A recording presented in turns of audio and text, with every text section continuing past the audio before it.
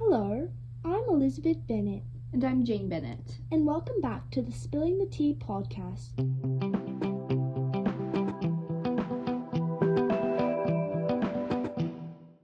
We have three special guests joining us today. Ladies, please introduce yourself for our viewers. Hi, I'm Allison, aka the wife of Bath. Oh, is it my turn? It's the prioress. I guess we're saving the best for last. Hi everyone, I'm Belinda and I'm so eager to be here. Thank you for joining us today, ladies. It's an honor to have you on the podcast. This has been a long-awaited episode for our viewers. Okay, let's get down to it, shall we? Today we are going to focus our discussion on women in social classes within society. Oh, well, boy, do I have a lot to say on this topic. Or this should be fun. To begin, what are some challenges you ladies face as a woman within society? Can I say men?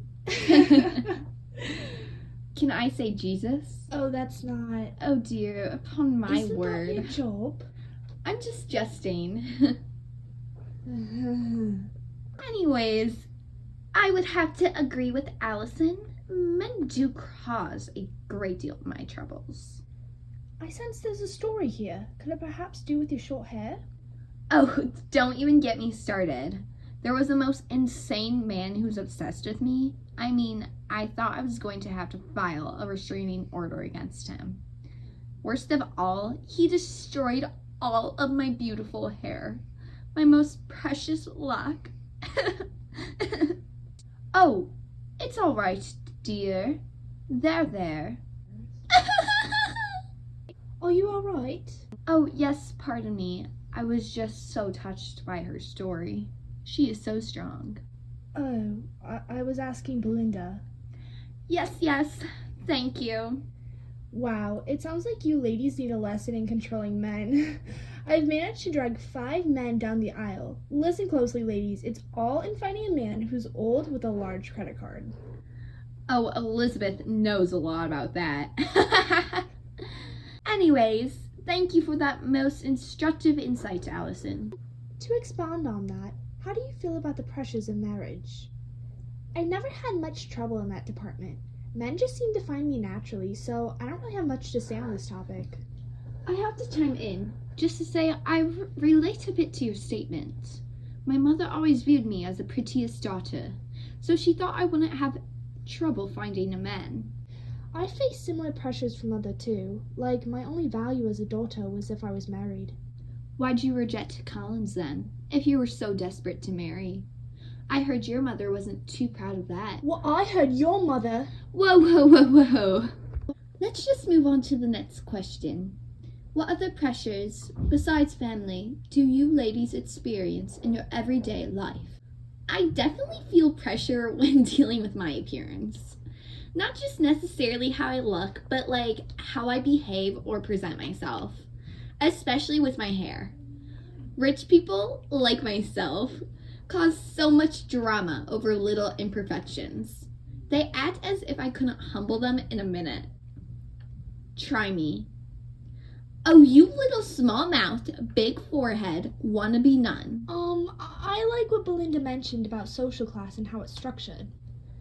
I've definitely seen the pros and cons of high society through my 5 marriages. The constant judgment and fear of being disliked is for sure a con. I felt that same pressure before. While I wasn't raised in that setting, I have had my share of upper-class society. Oh, tell us more. Well, it all started with my now aunt-in-law, Lady Catherine de Bourgh. She had a lot to say about my marriage with her prized nephew. She was absolutely furious when she found out we would be married. She thought I wasn't good enough for her Darcy. Let's just say she didn't exactly approve of my family's humble background. I felt so sorry for you when that happened. Well, that's life. Well, I had a similar experience with my own husband. Before we were married, Bingley's family disapproved of me as his wife. For exactly the same reason too. My family was 2 below his, and they made it very evident. I remember his sister Caroline would always try to intimidate me by making it obvious that her family was superior to mine, his friend, Darcy, tried to come between us too. They put a lot of pressure on Bingley and I's relationship. I definitely felt the social class difference. Yeah, I relate to the social class difference too, Jane.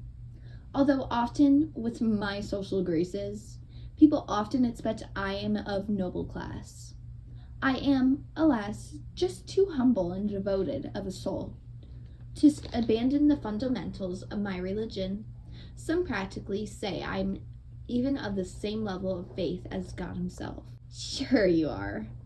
On a similar note, how are you ladies stereotyped by others in your lives based on your gender, social class, and or appearance? I think people always just think because I'm a beautiful, popular, rich girl, it's all I care about in my life. Like, I have more to offer than just being pretty. I just wish people would understand. I relate to that. A lot of people judge me on my appearance as well. Many people in society judge me because I do not dress or act modestly, because I don't follow the typical lifestyle of an upper-class lady or a wife. I am looked down upon, which is hard. The whole situation is funny because I act the same as most men in society. I know a lot of men who act the same as I do, yet they aren't judged for it. If a man can do it, why can't I? Everyone thinks because I am a holy woman, it is my whole personality. Well, I say nuns can have a little fun. If I want to wear a nice gown or dine with nobility, why is it a sin? God forgives all, so why wouldn't he forgive me? Interesting take. Jane, do you want to answer? Sure. My appearance has always been a struggle for me. While I'm not trying to brag, people have always emphasized my beauty. It has been brought up numerous times, both to my face and behind my back. People see me differently because of it. My looks make them think that all I want is attention, when that is certainly not true. In fact, if you ask anyone close to me, they will always say quite the opposite. In comparison to them, I'm rather reserved and enjoy small groups instead of large gatherings. Yeah, I get that. Alright, you ladies provided some good insight on these topics, so I think it's time to switch it up with a silly question. This question was sent in by a viewer. If you found out you only had a day left to live, how would you spend your time? I would take a private jet to Dubai and get one of those hair transplant things. That way I can look good for all the fellas when they see me at my funeral. Just because I'm dying doesn't mean I have to look like I am. Good one. Well, you're gonna have to get a lot more done in order to look good at your funeral.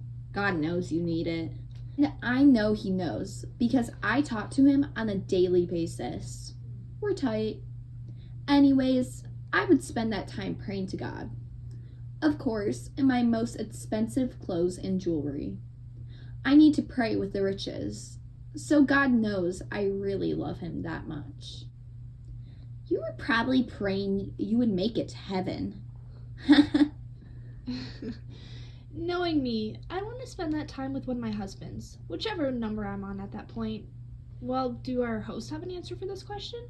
Oh, thanks for asking. Personally, I would want to spend what time I have left with my family. They're the most important thing in the world to me. My husband, sisters, and parents. What about you, Lizzie? Well, I think it's rather obvious where I would be. I would go on a long walk with Darcy in an open field, preferably. I'd like to find a spot where I could read in peace, and, of course, see my family too. Wow, you Bennett sisters definitely have much more of an agenda than the rest of us. Thoughtfully said, ladies. You guys had some very creative ideas. Well, I think we have one last question for our guest. We ask this at the end of every podcast. Jane, take it away. If you could give any piece of advice to our audience, what would it be? Ooh, that's a tough question, but I'll start. To everyone listening, especially the ladies, listen closely. Never let a man control you. You must be the one to take charge.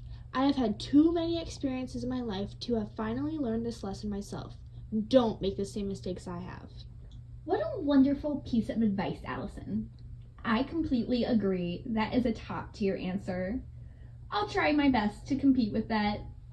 My piece of advice would be that life is too short to be ugly. So don't be. Some interesting advice being given from you two. But listen here now, because I have the most important advice that you'll ever hear in your life. As a woman of God, He has given me so many blessings, in which I am truly grateful for.